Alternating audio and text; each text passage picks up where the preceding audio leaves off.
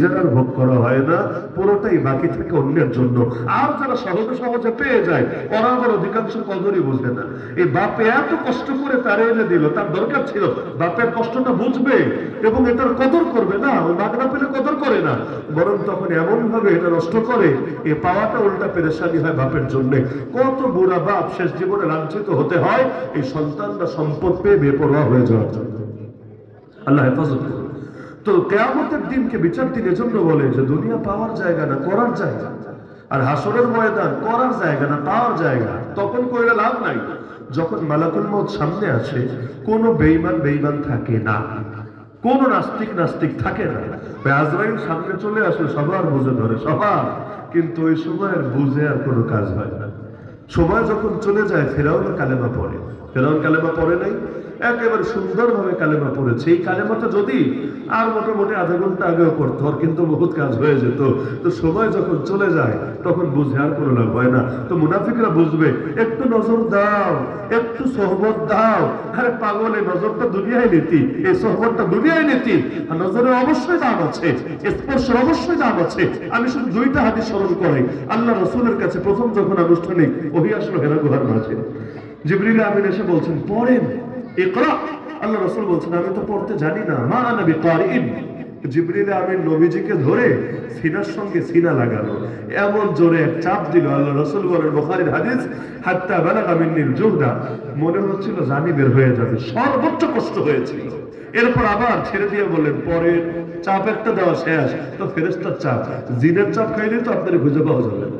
আর সেখানে জিবরিল আমিন, তো 600টা ডানা আছে, একটা ডানা লম্বা করলে আর দুনিয়ার কোনো ফাঁকা জায়গা থাকবে না। কত জনপদকে এক আসার দিয়ে ধপাস করে বরবাদ করে ছাড়লো। সেখানে আল্লাহ নবীরে একবার চাপ দিয়ে ছেড়ে দিয়ে আবার বলে পড়েন। নবীর একই জবাব, আমি তো পড়তে জানি না, মা নবী কারিন। আবার দিল চাপ, ছেড়ে দিয়ে পড়েন। আল্লাহ রাসূল বললেন একই জবাব, আমি তো পড়তে জানি না। এই 3 নম্বর বার আর এক চাপ দিল। এরপর আর কিচ্ছু বলা লাগলো না, নবী নিজেই শুরু করলেন, ইকরা বিসমি রাব্বিকাল্লাযী খালাক, খালাকাল ইনসানা মিন আলাক, ইকরা ওয়া রাব্বুকাল আকরাম আল্লাযী আল্লামা বিল কলম, আল্লামাল ইনসানা মা লাম ইয়ালাম। এই 2 মিনিট আগেও যিনি বলছেন পড়তে জানি না, 2 মিনিট পর তিনি পড়তে শুরু করলেন কিভাবে? আরে সিনার সঙ্গে সিনা লাগার মধ্যে কিছু যদি নাই থাকে, তাহলে জিবরিল আমিন নবীর 3 বার বুকে জড়ায় নিলেন কোন যুক্তিতে? আল্লাহ রাসূলের কাছে দ্বিতীয় ঘটনা, আল্লাহ রাসূলের কাছে এক যুবক আসলো, এসে বলল, ইয়া রাসূলুল্লাহ, নিজেকে আর কন্ট্রোল করতে পারছি না, ভয় হচ্ছে আমি মনে হয় জিনায় জড়িয়ে যাব। দৈহিক ডাক্তারের কাছে যেমন লুকোচুরির কিছু নেই, সব সমস্যা মানুষ খুলে বলে, আল্লাহ রাসূলের চাইতে বড় রুহানি চিকিৎসক কে আছে? তার কাছে যদি নিজের হালতগুলো শেয়ার না করে কার সাথে করবে? ইয়া রাসূলুল্লাহ, পারছি না, কি করতে পারি, আমাকে পরামর্শ দেন। আল্লাহ রাসূল 2টা কাজ করলেন। প্রথমে যুক্তি দিয়ে বোঝালেন, শোনো, কার সাথে জিনা করবা? তুমি কি পছন্দ করবা তোমার বোনের সাথে, তোমার স্ত্রীর সাথে, তোমার মেয়ের সাথে কোনো পরপুরুষ জিনা করুক? সে বলে, আল্লাহর কসম কিছুতেই না। নবী বলেন, তাহলে তুমি যার সাথে জিনা করবা সেও কারো না কারো মেয়ে, কারো না কারো বোন, কারো না কারো স্ত্রী। তো নিজের জন্য যেটা পছন্দ করবা না, আরেকজনের জন্য সেটা কিভাবে করবা? তো যুক্তিটা মূল ব্যাপার না, মূল ব্যাপার আল্লাহ রাসূল এরপরে তার সিনার মধ্যে নিজের হাত মোবারক বুলায় দিলেন।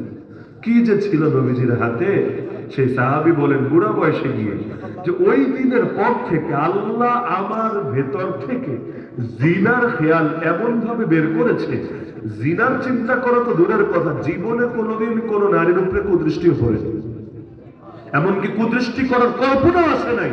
তাহলে হাতের মধ্যে কিছু ছিল নাকি ছিল না?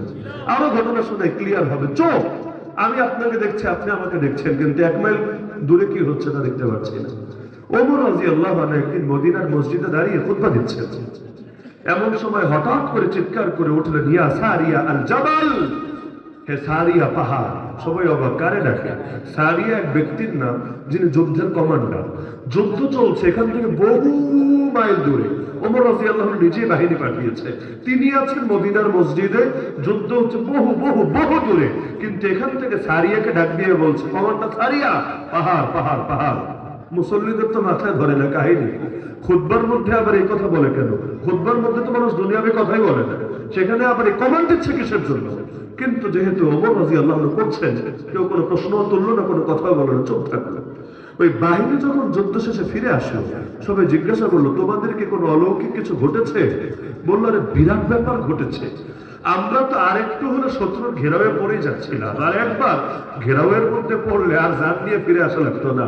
আল্লাহর কি কুদরত, হঠাৎ করে ওমরের গলা শুনতে পেলাম, চেহারা দেখি নাই, কিন্তু দেখি অদৃশ্য থেকে ওমরের ভয়েস ভেসে আসছে। ওমর আমাদেরকে বলছে, পাহাড় পাহাড় পাহাড়। বুঝে ফেললাম আমাদেরকে পাহাড়ের দিকে গিয়ে পাহাড়কে পেছনে রেখে লড়াই করতে বলছে, কারণ পাহাড়কে পেছনে রেখে লড়াই করলে ঘেরাও ফেলতে পারবে না, কারণ পাহাড়ের চূড়া থেকে ঘেরাও করাটা এত সহজ ব্যাপার না। তো ঘেরাও যদি করতে না পারে, ইনশাআল্লাহ যুদ্ধ সহজ হবে। তার পরামর্শ মেনে আমরা যুদ্ধ করেছি, আল্লাহ আমাদেরকে নিশ্চিত হার থেকে বাঁচিয়ে নিশ্চিত জয় দিয়ে দিয়েছে। তাহলে মদিনার মসজিদে থেকে এত দূরের দৃশ্য দেখলো কিভাবে? আসলে এই চোখ দিয়ে দেখে নাই, নাজারা বিনুরিল্লাহ, আল্লাহ নূর দিয়ে দেখতে পেয়েছে। এজন্য নূর তো বড় দামি।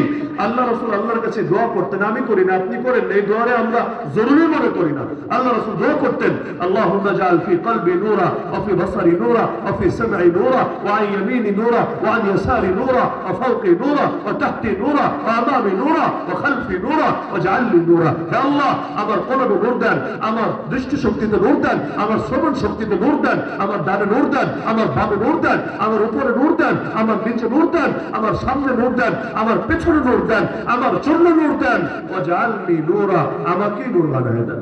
সুবহানাল্লাহ। তাহাজ্জুদের সময় উঠে বলতেন, আল্লাহুম্মা লাকাল হামদ আনতা নূরুস সামাওয়াতি ওয়াল আরদ। হে আল্লাহ, আপনার জন্য সমস্ত প্রশংসা, আপনি আসমান আর জমিনের নূর, আমাকেও আপনি আপনার নূর থেকে নূর দান করেন।